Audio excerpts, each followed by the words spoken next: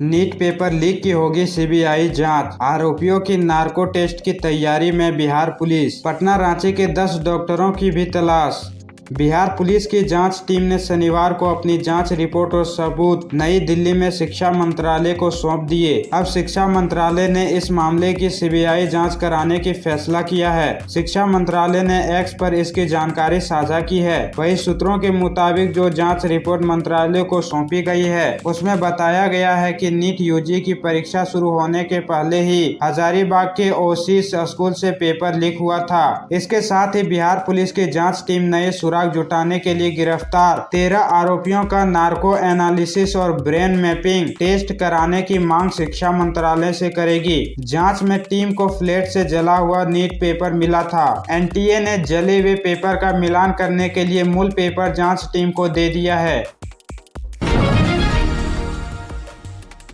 Petrol diesel GST के दायरे में आए तो 20 रुपये घटेंगे दाम। पेट्रोल डीजल 75 रुपये लीटर में मिलेंगे। अभी हर लीटर पर 35 रुपये तक कमा रही सरकारें।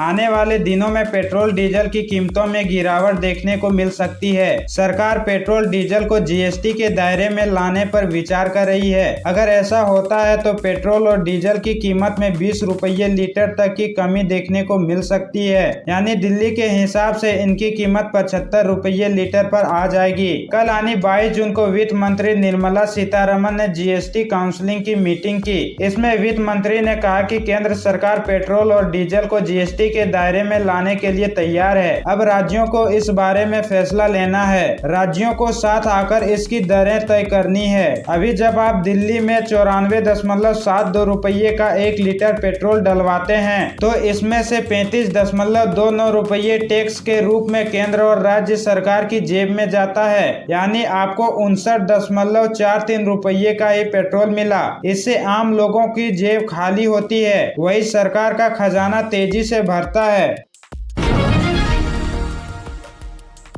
आप बोली गिरफ्तार के बाद केजरीवाल का वजन 8 किलोग्राम घटा। 21 मार्च को 70 किलोग्राम वेट था, अब 62 हुआ। डॉक्टरों ने पराठा पूड़ी खाने को कहा। आम आदमी पार्टी आप ने दावा किया है कि दिल्ली के मुख्यमंत्री अरविंद केजरीवाल का वजन गिरफ्तारी के बाद से लगातार कम हो रहा है। पार्टी ने शनिवार 22 जून को बयान जारी कर मामले को चिंताजनक बताया। पार्टी ने कहा दिल्ली शराब नीति केस में 21 मार्च को गिरफ्तारी के बाद से 22 जून तक केजरीवाल का वजन कुल 8 किलोग्राम गिर चुका है। 21 मार्च को जब सीएम केजरीवाल की गिरफ्तारी हुई थी तब उनका वजन 70 किलो था। तब से उनका वजन लगातार गिरना शुरू हुआ। आपके मुताबिक अंतरिम जमानत की अवधि खत्म होने के बाद 2 जून को वापस तिहाड़ जेल जाने के वक्त उनका वजन 63.5 किलोग्राम हो गया था। 22 जून को सीएम केजरीवाल का वजन और घटकर 62 किलोग्राम हो गया है।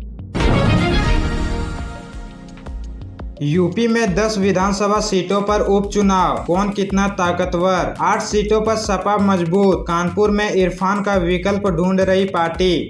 यूपी की 10 विधानसभा सीटों पर उपचुनाव होने हैं। 9 विधायक सांसद बन गए हैं। एक सीट पर सपा विधायक इरफान सोलंकी को 7 साल की सजा हुई है। उनकी विधायकी चली जाएगी। विधानसभा की इन 10 सीटों पर उपचुनाव के लिए हर पार्टी मंथन कर रही है। लोकसभा चुनाव के नतीजों से सामने आए आंकड़ों के मुताबिक 8 सीटों पर सपा का पल्ला भारी है। एक सीट पर भाजपा और एक पर अपना दल एस मजबूत स्थिति में है। सीट शेयरिंग के साथ साथ कैंडिडेट कौन होगा, अब इस पर भाजपा गठबंधन और सपा गठबंधन में मंथन चल रहा है। नियमानुसार रिक्त स्थानों पर 6 महीने के अंदर चुनाव कराना होता है। ऐसे में इलेक्शन कमीशन जल्द ही यूपी में उपचुनाव की अधिसूचना जारी कर सकता है।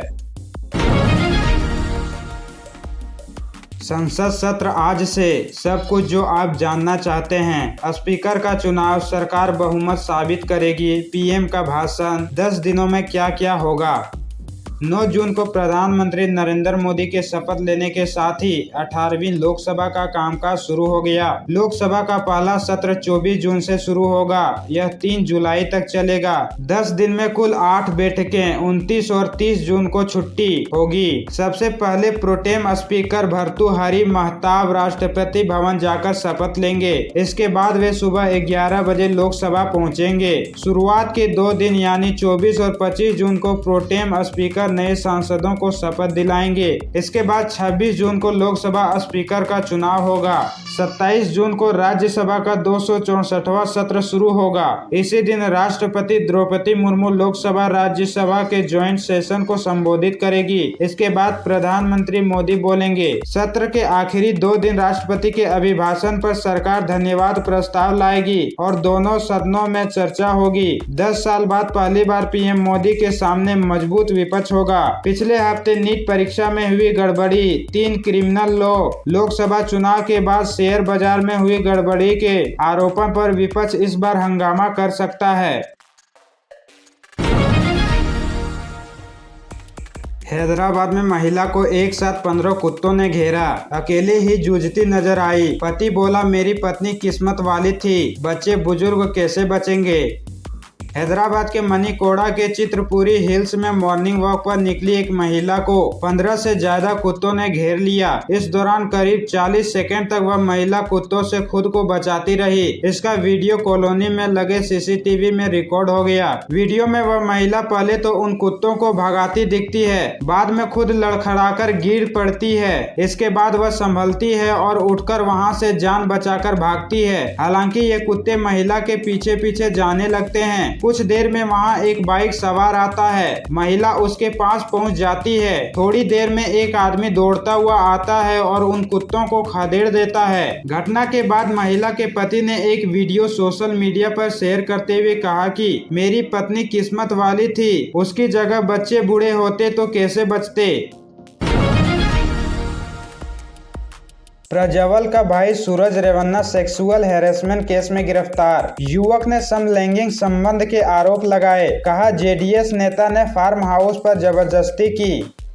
कर्नाटक सेक्स स्कैंडल में फंसे जेडीएस नेता प्रज्वल रेवन्ना के बाद अब उसके भाई सूरज रेवन्ना को भी पुलिस ने रविवार 23 जून को गिरफ्तार कर लिया है। सूरज पर सेक्सुअल हैरेसमेंट का केस दर्ज किया गया है। जेडीएस पार्टी के एक कार्यकर्ता ने सूरज पर समलैंगिक संबंध बनाने का आरोप लगाया है। गिरफ्तार के बाद कर्नाटक पुलिस ने केस सीआईडी को ट्रांसफर कर दिया है। आरोप लगाने वाले युवक का दावा है कि 16 जून को जेडीएस एमएलसी सूरज रेवन्ना ने उसे अपने फार्म हाउस पर बुलाया था। यहाँ सूरज ने उसे जबरदस्ती चूमा, उसके होठ और गालों को दांतों से काटा। हासन जिले के हॉलैंड रसीपुरा पुलिस थाने में एफआईआर दर्ज कराई थी। पुलिस ने सूरज के खिलाफ आईपीसी की धारा 377, 342, 506 के तहत केस दर्ज किया है। हासन के पूर्व सांसद प्रज्वल रेवन्ना और सूरज रेवन्ना जेडीएस विधायक एचडी रेवन्ना के बेटे और पूर्व प्रधानमंत्री एचडी देवगौड़ा के पोते हैं। सूरज प्रज्वल का बड़ा भाई है। प्रज्वल पर कई महिलाओं से यौन उत्पीड़न का आरोप है। झारखंड में मानसून एक्टिव, 4 डिग्री तक गिरा तापमान। बारिश को लेकर संथाल परगना में येलो अलर्ट। डाल्टनगंज रहा सबसे गर्म। झारखंड में मानसून एक्टिव हो गया है। मौसम विभाग ने 23 और 24 जून को राज्य के कई हिस्सों में तेज हवा के साथ बारिश की संभावना जताई है। इसके अलावा 25 और 26 जून को संथाल परगना के जिलों और रांची सहित आसपास के इलाके में भारी बारिश का येलो अलर्ट जारी किया है। 25 जून को राज्य में कई स्थानों पर हल्के से मध्यम दर्जे की बारिश की संभावना जताई गई है। मौसम विभाग के अनुसार हल्के और मध्यम दर्जे की बारिश की वजह से राज्य के अधिकांश जिले के तापमान में 4 से 5 डिग्री की गिरावट देखी गई है। पिछले 24 घंटे में सबसे अधिक तापमान 39.4 डिग्री डाल्टनगंज का रहा है। वहीं सबसे कम तापमान सरायकेला का 24 डिग्री सेल्सियस रहा। मानसून अभी संथाल परगना के इलाके में ही सक्रिय है। जब एक्टिव मानसून कोल्हान के इलाके में प्रवेश करेगा तब अच्छी बारिश हो सकती है।